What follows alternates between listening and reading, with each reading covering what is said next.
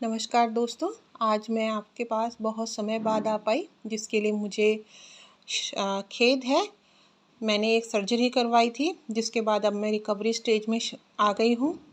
और तभी मैंने, क्योंकि बीमार होने के बाद जब मैं बिल्कुल बिस्तर पर आ गई तो मेरे से समय काटे नहीं कटता था। तो उसी समय एक मेरी सहेली है लतिका शर्मा, पिथौरागढ़ निवासी, उसने मुझे मेरे कॉलेज के दिनों के बारे में याद दिलाया कि तुम लिखती थी, क्यों ना लिखना शुरू करो।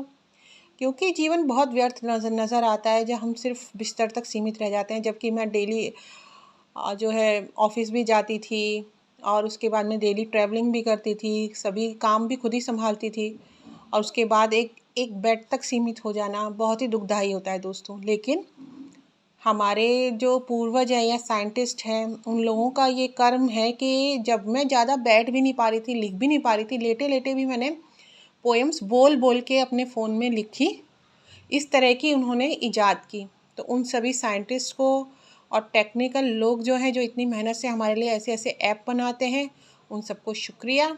मैंने प्रतिलिपि ऐप पर लिखना शुरू किया और आपको सभी को ये देखकर भी बहुत खुशी होगी कि मैंने बहुत 20 साल बाद लगभग कविता लिखी होगी, जो कि 2 ही कविता लिखी। और पहली कविता मैंने जी टॉक्स में भेजी तो मुझे आया कि आप थोड़ी बड़ी कविता भेजिए, तो मैंने दूसरी कविता लिखी।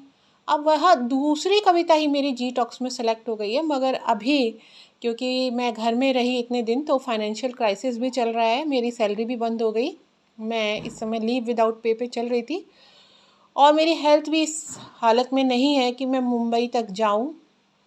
तो अभी मैंने स्किप कर दिया है वहाँ जाने का। लेकिन हाँ, इससे ये ज़रूर कहेंगे कि अगर कितना भी दुख का समय आए, जब आप अपनी हिम्मत भी खो देते हैं, जब आप भूल जाते हैं कि आपके अंदर क्या स्किल्स हैं, तब आपका परिवार और आपके दोस्त आपके लिए एक दवा से भी बढ़कर काम करते हैं।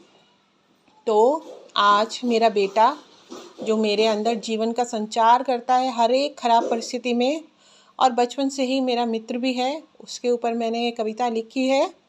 आशा करती हूँ आप सभी को पसंद आएगी। तो सुनिए मेरा चंद्रहार। घर में रौनक तुमसे ही बाग गुलजार है, तुम्हारे होने से ही घर घर है वरना शमशान है। तुम्हारी तोतली आवाज़ से गुंजित मेरा मन आकाश है, तू ही मेरी कविता, तू ही मेरी आवाज़ है। तू ही मेरे नए दिन का आगाज़ है, तू ही मेरी थकी हुई दिनचर्या का विराम है। तू ही मेरा सूरज, तू ही मेरा चंद्रमा, तुझसे ही मुझ में जीवन का संचार है। तू ही मेरी कविताओं का अलंकार है, तुझे कलेजे से लगाकर तृप्त होती है आत्मा। जीवन की तपती घाम में तू वट वृक्ष की छाया है।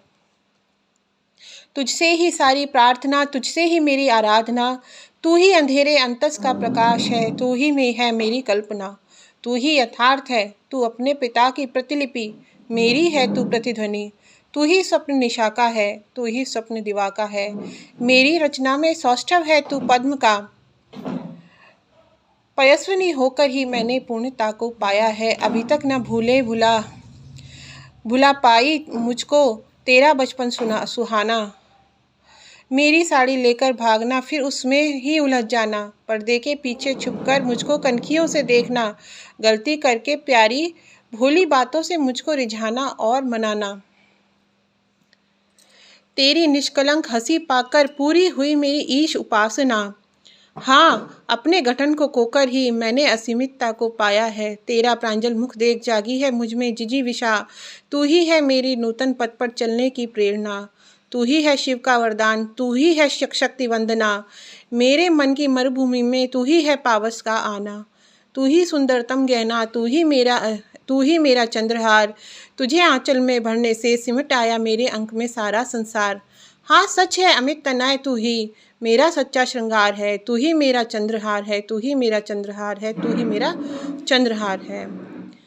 अभी दोस्तों मुझे इतना ज़्यादा एडिटिंग का काम नहीं आता है और बहुत ज़्यादा कैमरे की सेटिंग भी नहीं आती है। तो अगर कुछ कमी हो तो कृपया मुझे कमेंट्स में सुझाव दें और बताएं कि ऑडियो और ऐसे पिक्चर्स कैसे आपस में शेयर करते हैं और वीडियो बनाते हैं। और बाकी जितना इस अस्वस्थता की रुग्णता की अवस्था में मुझसे हो पाया मैंने किया। आशा है आप सबको पसंद आएगा। धन्यवाद। नमस्ते।